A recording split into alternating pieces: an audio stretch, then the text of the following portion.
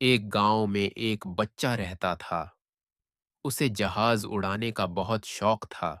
اس کا ایک دوست ریموٹ والا جہاز اڑاتا اور یہ بچہ حسرت سے دیکھتا۔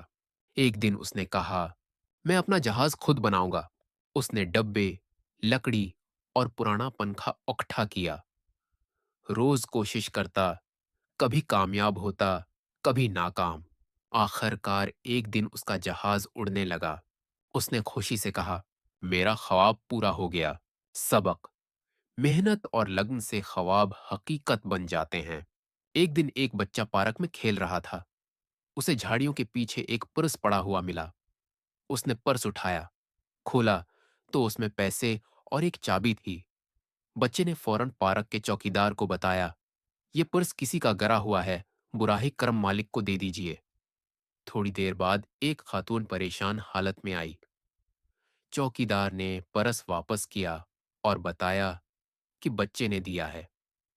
خاتون نے خوش ہو کر بچے کو دعائیں دیں اور کہا، بیٹا تم بہت اچھے ہو۔